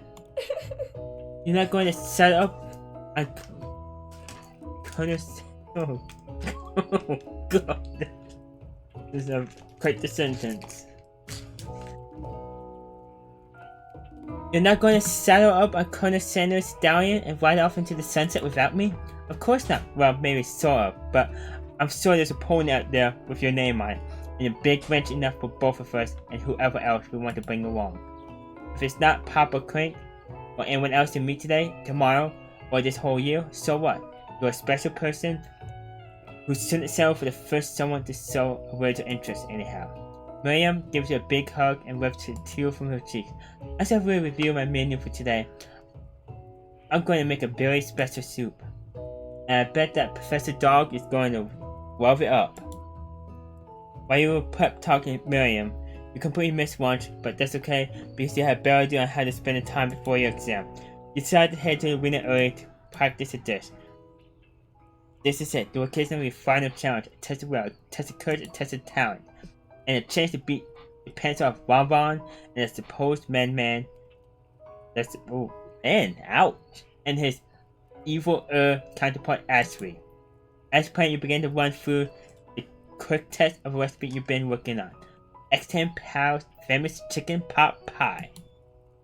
After practicing for months, making this dish comes second nature to you, and you're able to quickly get a fresh pot pie in the oven, but as soon as you do, your cram session is interrupted by Colonel Sanders. X10 Pal, what are you doing here? There's still time before the final exam. Oh, just taking it all in. I'm big into the visualizing success. I'm looking at my station and picturing victory. The pot pie has begun to bake, and the smell is slowly filling the space around you. Visualizing, huh? That's too bad. I was hoping you were here cooking something delicious. You usually happily share your food with anyone who is hungry, but the last time you were Colonel Sanders get in your head, it cost you a cook-off. You decided that it's time to put your cooking above your romantic desire, but that decision gets hard to stick to when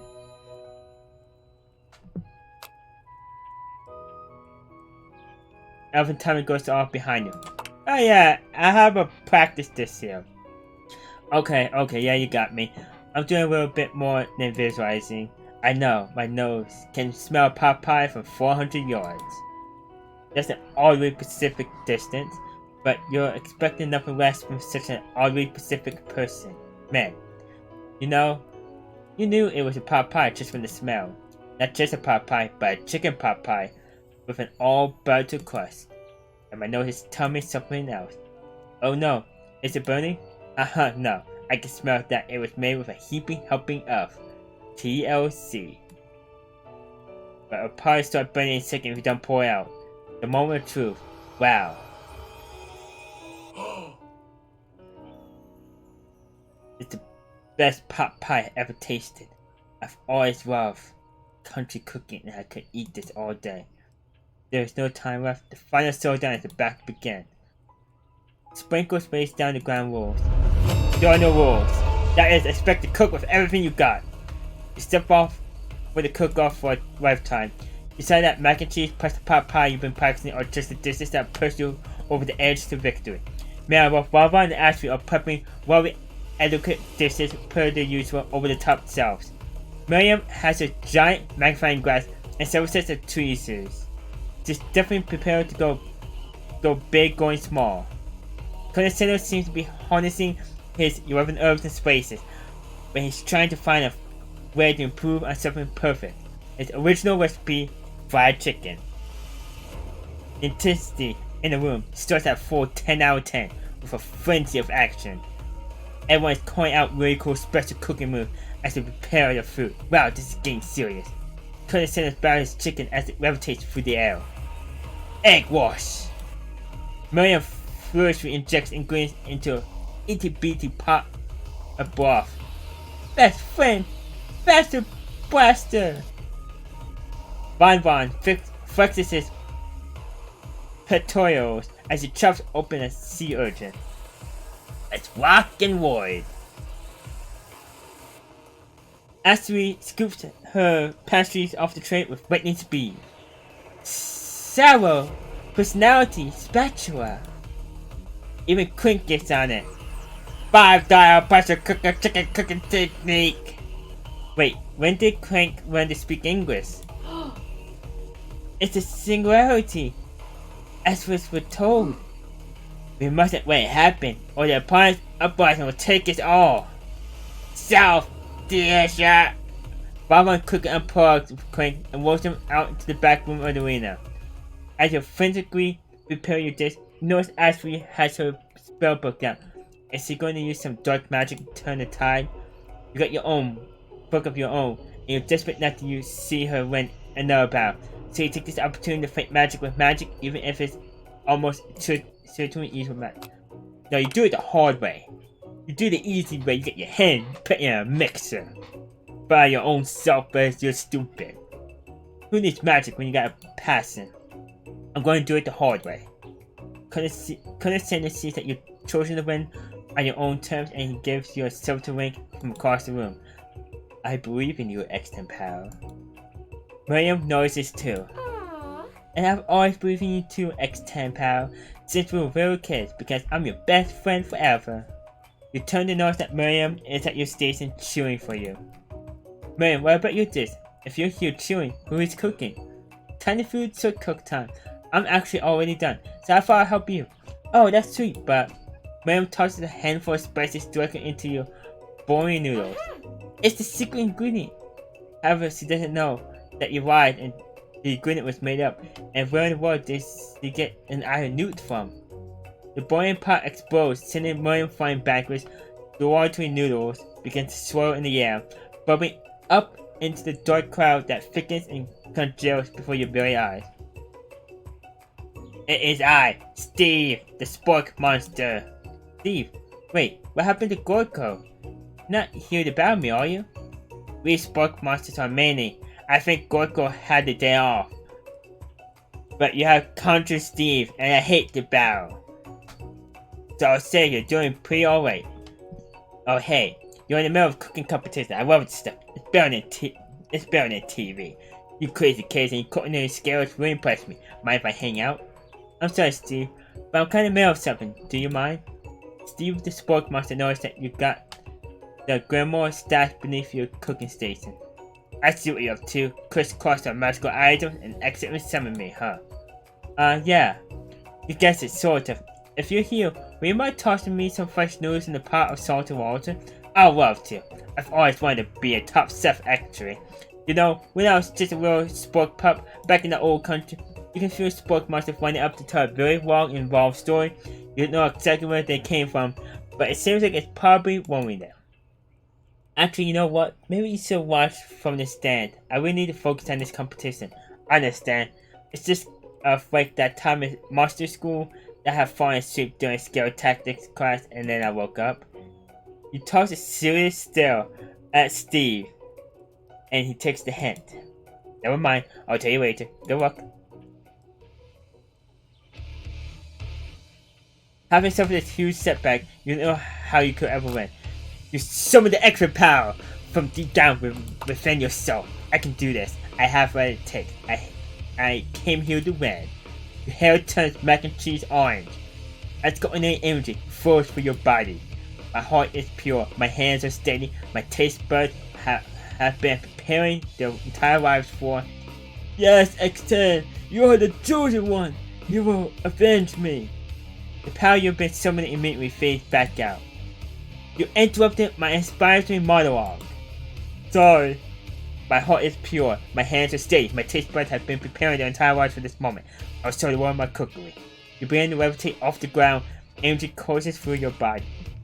You know what? Know that with this power, you can do anything. Expect turn back time, which would be super useful because while you were powering up, your chicken pot pie overcooked in the oven and can't be served. But don't worry, dear X10 Power, you may have suffered some setbacks, but all is not lost. Impressed with your fortitude, Colonel Sanders decides that you have earned his support.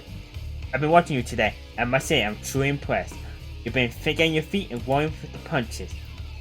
He steps up to your station and stands right beside you. I'm here to help. All you managed to make is mac and cheese, and time is almost up. You're going to need it.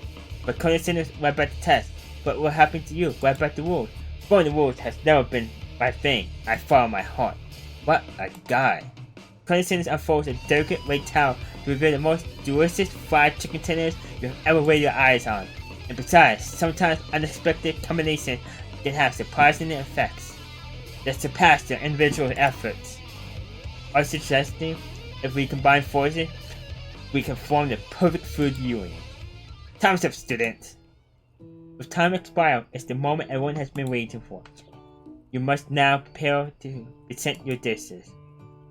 A handful of students stand tall, but the class seems incomplete. It seems we're missing some students. Pop? Frank? From off-screen, you can hear a pure and innocent giggle that can only come from one student. I'm flying! It sounds like it's coming from the broom closet over there. Miriam, will you mind? Inside the closet, you see Pop hanging on a broom hook on the elastic of his underpants. Pop, get down from there right now! Let me guess, did Ron have something to do with this? When someone asks for a wedgie, who am I to refuse? I thought a wedgie was a salad. It looks like Pop is eliminated from the challenge, seeing how he didn't cook anything. I can't feel my legs. May I be excused? Sure. You kids and your pranks, I must say, it's not the worst prank in UCSAL history. But it's not exactly your book material. Wait a second, pranks, clink! Where did that person cook a roll off to? You wait to hear a signature word beep or other onomatopoeias, but there's none. Somehow, you must got to unplug. I guess we'll have to figure that out later. That leaves only 4 minutes students. Please collect your final products. Yes, it has been a long semester. Wow, 3 days long. But after days of hard work, the time has come for me to eat. Miriam, please step forward. Now describe your dish. I've made tender udon noodles and silvery soup. My word, it's so delicate. Is that a teeny tiny Natalia Milky I spy afloat in this itsy bowl? Yes, Steph. Please call me Sprinkles. Steph is my father's name. Yes, Sprinkles, and some green tea from the baby tea leaves that I picked myself. Sprinkles carefully sniffs around his dish before opening his mouth and laying just the tip of his pink dog tongue dip into the bowl. Sublime. When everyone else make a taste? Oh, come on. I'm not one of those dogs who doesn't floss. I mean, have a really cute electric toothbrush for dogs. Fine, I'll draw it all myself. And in the flash, the entire meal has been devoured. Not that it looked much. It was less than a tea bowl with a soup.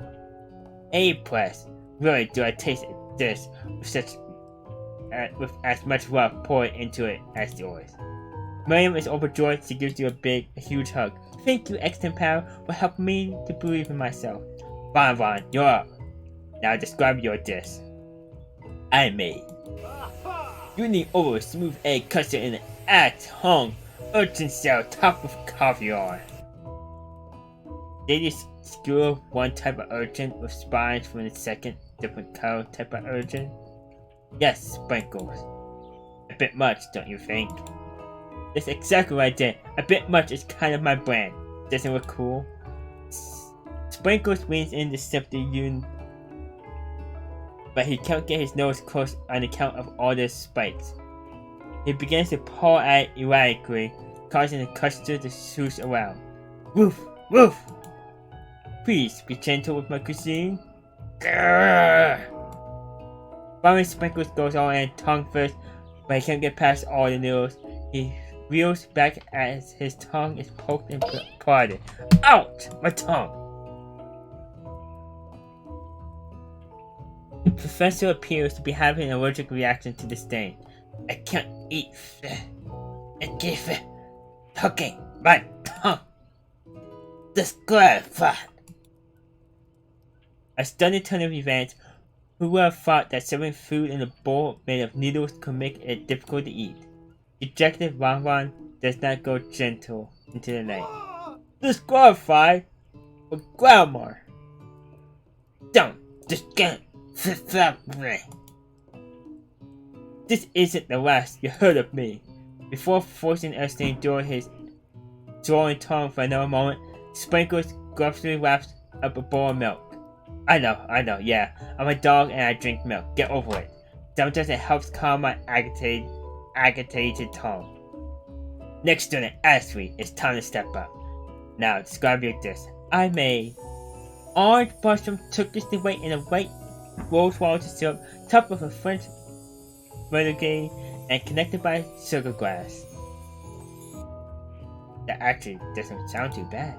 Indeed, it's quite delightful. However, I ask that you please refrain from eating or attempting to taste it in any way. It's very fragile and meant to be on display piece. Don't eat the food. At cooking school? Got toast in your ears or something extra pound? I told you, it's a display piece. Actually, I must say it is beautiful. However, this is a cooking competition at a cooking school. Yeah, which is why I cooked it. And did an extremely good job cooking it too. I didn't realize that we were having an eating exam. If I wanted to be judged on eating, I'll go to the college eating school for the hungry. I suppose you could smell it if you absolutely insist. But don't breathe in too hard, you might disrupt the sugar spiral. If the food cannot be eaten, it cannot be judged. You are disqualified. Rage overtakes Ashley and she finally cannot keep her two-faced routine up. You wouldn't know high-end cuisine if it cooked you. And with that, Ashley storms off, rededicated herself to being the best, but this time without being shackled by trying to be the fakeness and ranked by everyone. This isn't the last you heard of me either. If this class gets much smaller, I'll be teaching myself. You and Colonel Sanders, the final cook, step together. Two chefs. What began as a bowl of delicious mac and cheese has become something else. He examined it closely, sniffing and eyeing the bowl. Uh-oh, I don't have a good feeling about this. With something in the room, a little drumroll plays. This when I thought I've seen everything in this kitchen. You give me this thing, and completely blow me away. I'm a 49 dog years of life. Okay, so the dogs.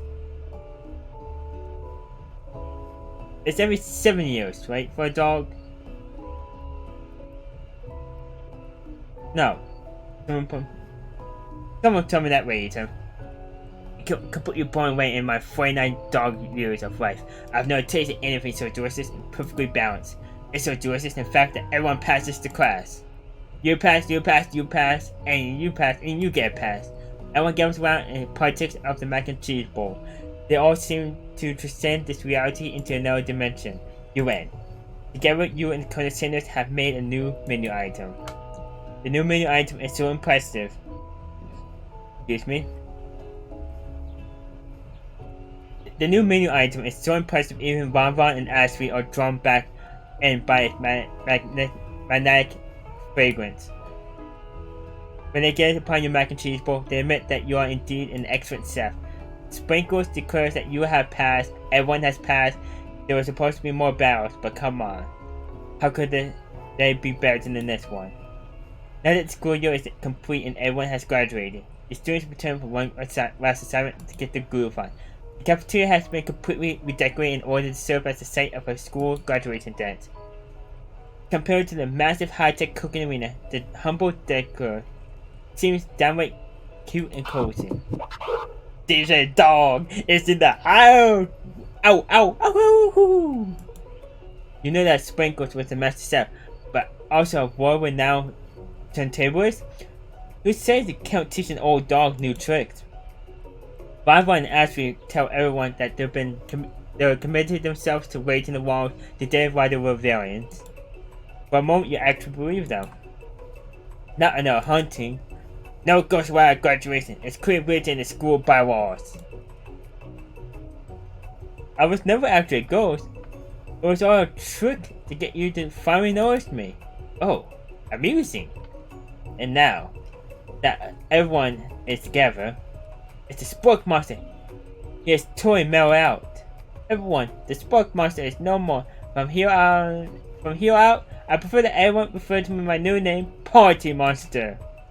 The student tries to finish what he had to say, but everyone is too wrapped up talking to Spork. Sorry. Party Monster. The dejected student walks off. Mary Fiends didn't look out for Miriam romantically, but she found love in her cooking and you know she's gonna do great. A red carpet rolls out across the room of the ballroom. It's like a Hollywood movie premiere could command such an entrance. It's Pop.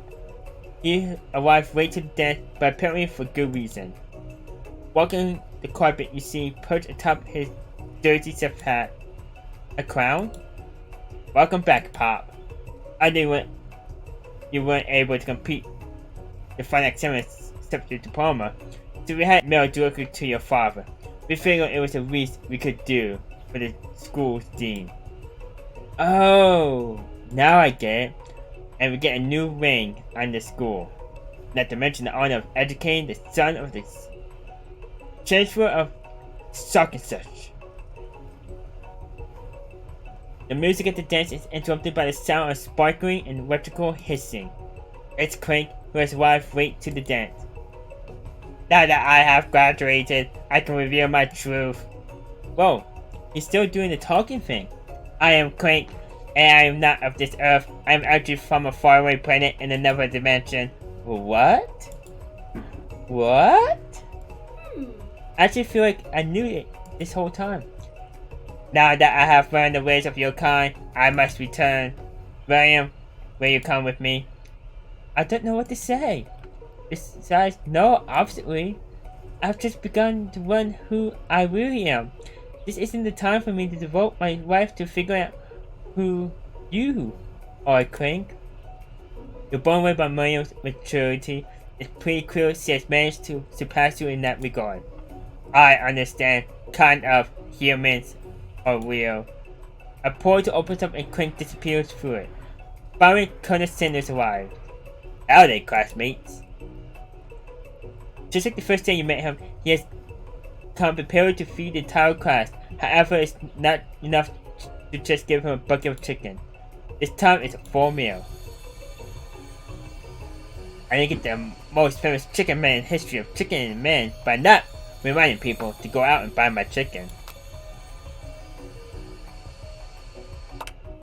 No, it's not the end. As the one feeds on their delicious chicken dinner, Colonel Sanders finds you sitting at the edge of the dance floor. I can tell. What are you doing sitting all alone? Oh, you know, just waiting for the right person to ask me to dance. I wonder, might you tell me what are the qualities that you will find expecting one lucky person? Off the top of my head, I don't know, spicy musk, a tidy goatee, and a degree from the University of Cooking School, a cabinet for learning, just to name a few. It's truly my lucky day. Will you dance with me? Yes, I would love to. As you glide across the dance floor hand in hand with Colonel Sanders, the future stretches out in front of you. And once my 100th franchise is up and running, I'll be ready to take a day off, and I'll be so glad to spend together with you, X10. How sweet. We'll work together and play together. Colonel Sanders stopped dead in his tracks. Work together, well, I think this is something I just need to do by myself. But who will help you run your restaurants? I don't believe I need help. Besides, based on your time at school here, do you really think running restaurants is the best path forward? Could it be? You found a wealth connection, but failed to earn Colonel Sanders' respect and success. Can you live with only half of him? rebuilding dual steering wheel with his wealth, the wife of an entrepreneur. I suppose I could enroll at pastry school. Oh my dear ex-empire. I'm sure that you'll find your place eventually, and along the way, you'll have me by your side. The end.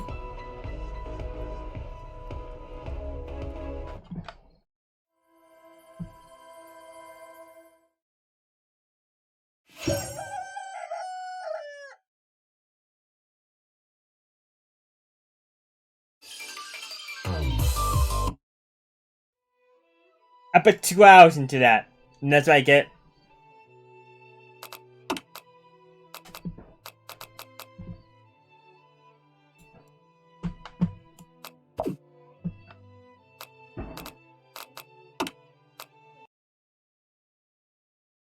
Well, that's that. Alright, give me a moment. I want to see what's going on.